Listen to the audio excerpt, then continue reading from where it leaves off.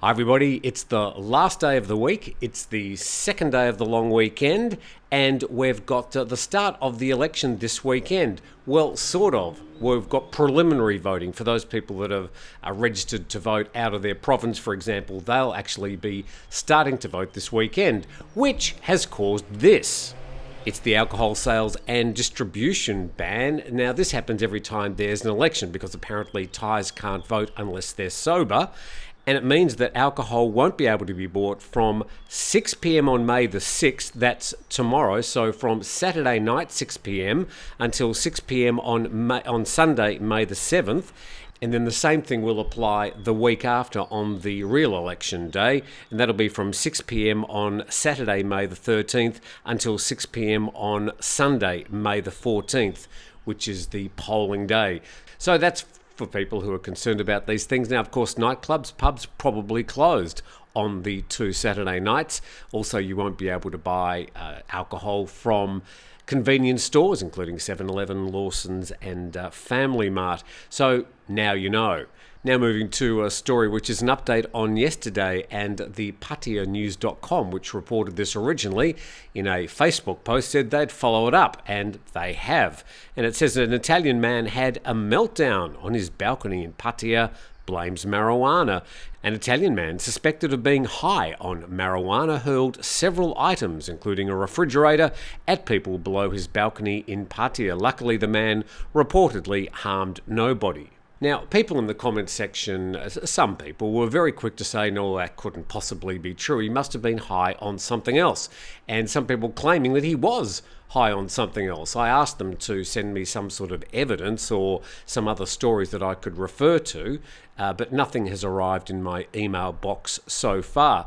So let's see what is on the video, this video from the PattayaNews.com YouTube channel, and shows the man not terribly happy about the situation, a mess developing downstairs as the refrigerators, a vanity apparently, some other bits of furniture, see a few cushions there. So police arriving at a very, very busy street there, and police getting ready to go into the apartment where they eventually subdued the man and took him into custody.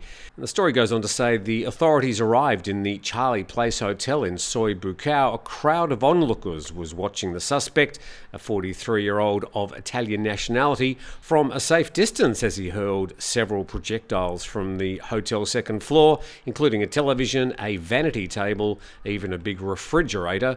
And Pattaya police described that the man was in a state of frenzy and highly uncooperative. Authorities found 3 sachets of marijuana rolling papers and marijuana paraphernalia. He was arrested, taken into custody. The police interviewed the Italian man's girlfriend. She said she and Mr. Antonio had been in a relationship for 2 months and her boyfriend had never behaved frantically like this. And the foreign boyfriend smoked a lot of marijuana yesterday, she said, and became paranoid, thinking that someone was trying to harm him.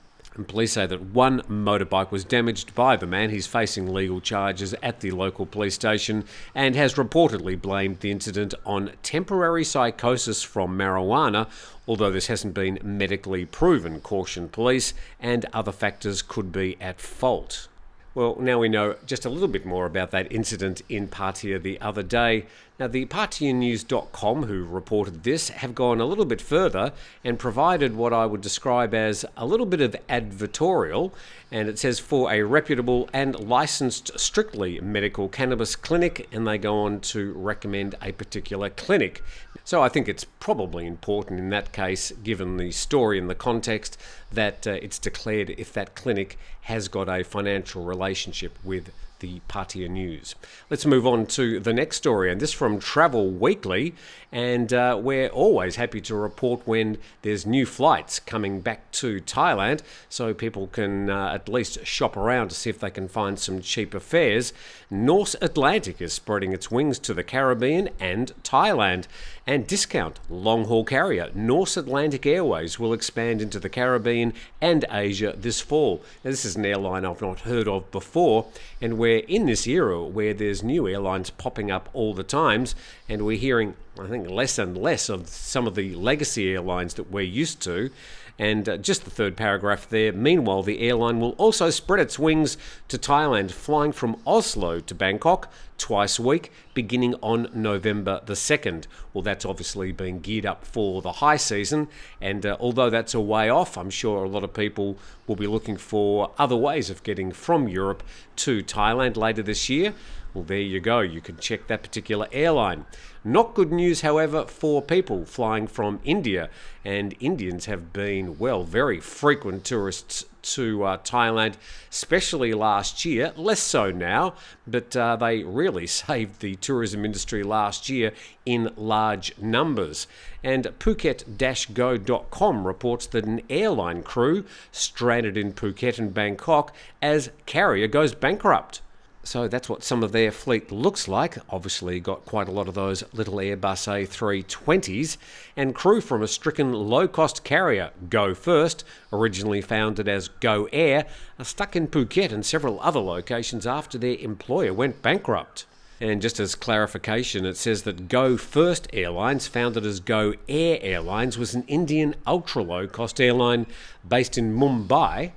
And in October 2017, it was the fifth largest airline in India with an 8.4 passenger market share.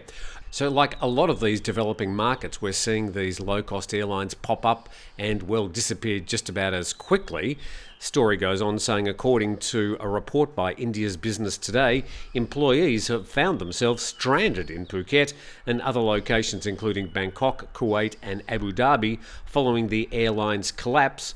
And it's understood the airline has filed for bankruptcy and suspended all flights between May the 3rd and May the 5th, leaving several cabin crew and pilots stuck at locations they were supposed to be flying out of. And a source is quoted as saying that in the case of some locations, stranded individuals don't have the necessary visas to leave the airport.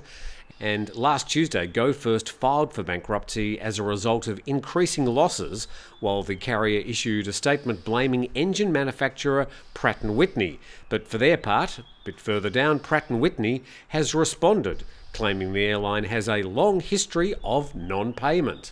Well, bad news there. If you've got tickets, I suppose the best you can do is try and contact the airline, and best of luck for those crew trying to get back to their homes. But it comes out at the same time as this story, and this is reported by the PattayaNews.com. Pattaya anticipates 600,000 Indian tourists this year, and the Tourism Authority of Thailand, this story's come from the National News Bureau, has forecast that around 600,000 Indian tourists will visit Pattaya this year, a number similar to pre-pandemic levels. And it says a bit further down that in 2019, Indian tourists were the third largest group of foreign visitors after Chinese and Russians. According to the TAT, there are two primary groups of Indian tourists, those attending seminars and the free independent travellers. And seminar groups typically visit from May to August, and the FITs come all year round. And then the article finishes by saying that apart from accommodation and meals, the TAT also noted that Indian tourists enjoy visiting tourist attractions such as Nong Nooch Tropical Garden, Alcazar Cabaret and Koh Lan. And I figure that Anoma from the TAT, I know Anoma, it's probably the last three places she visited when she was last in Pattaya. Now that story from the National News Bureau via the PattayaNews.com. And a big thanks to our sponsor, 5 Star Marine. Thank you for their ongoing support. Highly recommended by me. Great fleet of boats. They leave from Phuket at the Boat Lagoon Marina, and you can head out on a private charter to, well, any one of about 30 islands around Phuket.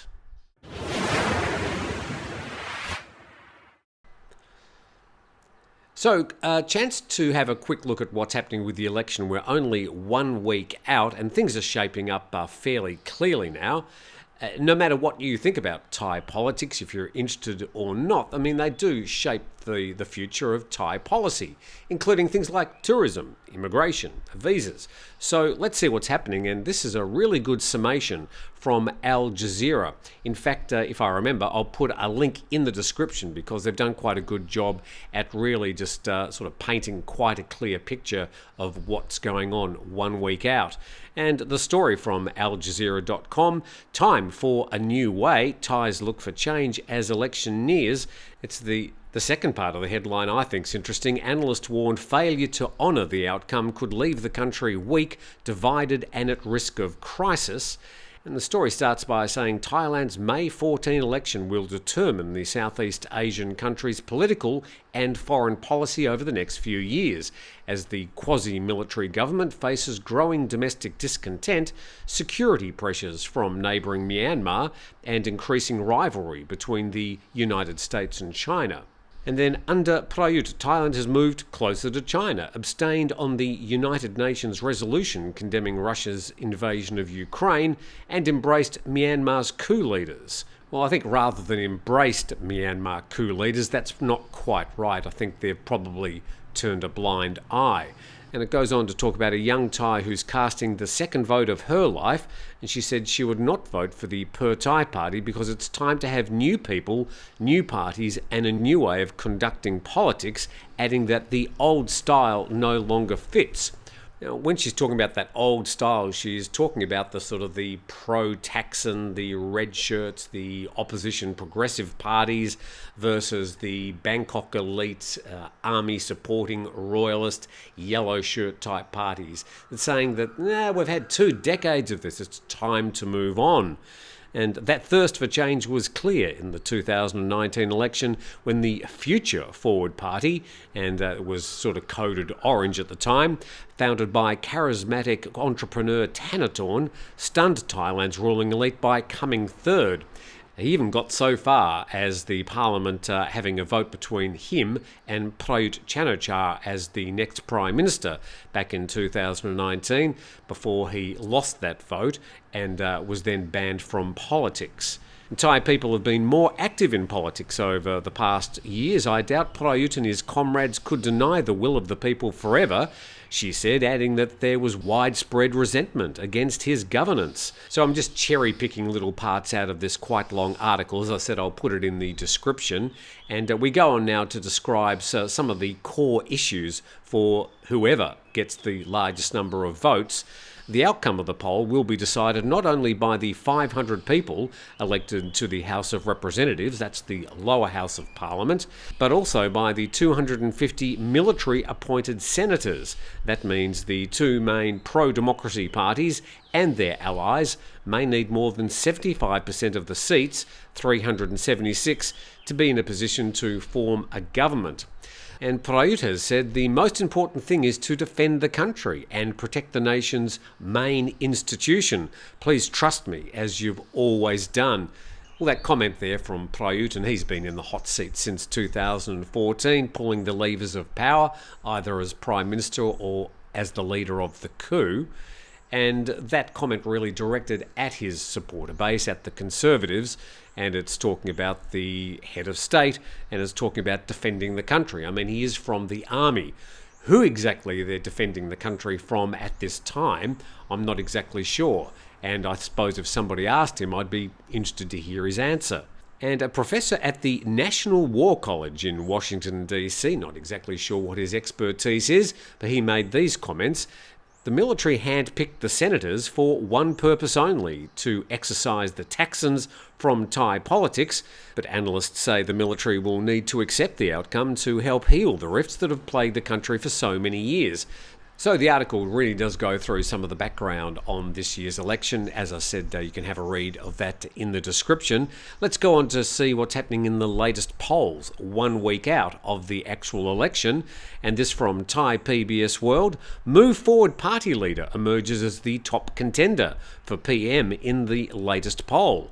And the poll conducted by NIDA, one of the professional poll units here in Thailand, with 2,500 people aged 18 and over, And according to the poll, 35%, I'll just round this up to the nearest percent, of the respondents prefer Peter, who's the head of the Move Forward Party, as the next Prime Minister, followed by 29% for Pattaya Shinawat of the Pattaya Party, 15% for General Prayut Chan-o-cha, and then a bit further down, people who are interested in the future of the cannabis debate in Thailand. Let's see how Pumjai Thai Party's Anitin Sharvitakun's doing. Only 1.36% of the polling at the moment for preferred Prime Minister. I think at this stage he'd be hoping he was doing a lot better. And for constituency MPs, these are directly elected MPs into the Parliament. Thai Party, the most favoured candidates with 38% of the vote, followed by nearly 34% for Move Forward and 12% a bit further down for the MPs who are supporting the United Thai Nation Party, which is the party where Prayut Chan-o-cha is the prime ministerial candidate. Pumjai Thai candidates only 1.6%, and the current coalition leader, Palang Pracharat, they're only pulling 1.56% of the vote. Well, it's fairly clear that some sort of combination of Thai and Move Forward are going to have the opportunity to form government after the election. Now, what happens after that, after the polls close and the shenanigans that follow, that will be interesting. And of course, we'll be happy to report that on TNT.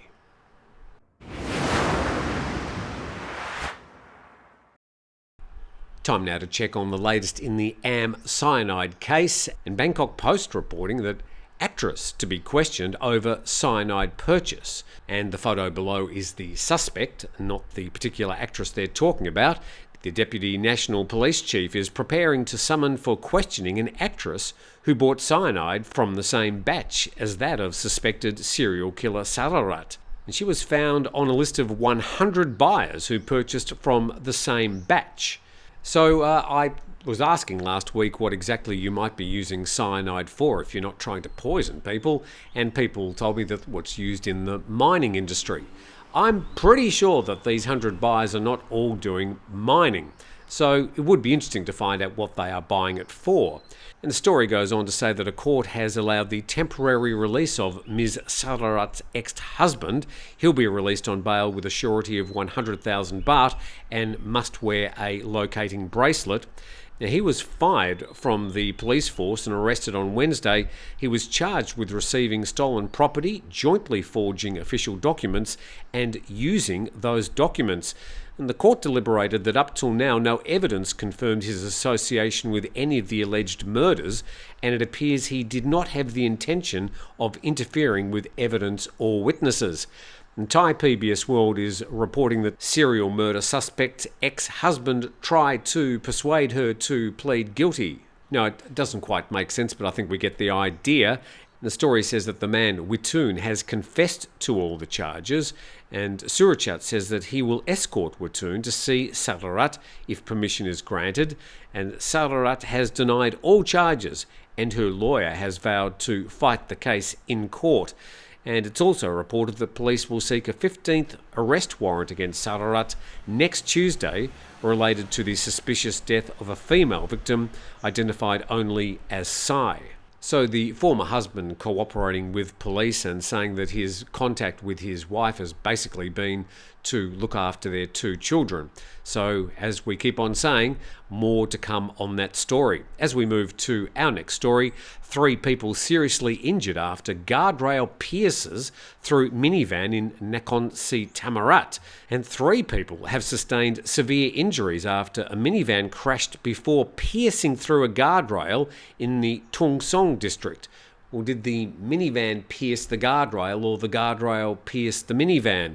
And the next paragraph says that emergency responders arrived at the scene to find that a guardrail had pierced through a minivan on the left side. 3 Myanmar nationals sustained severe injuries.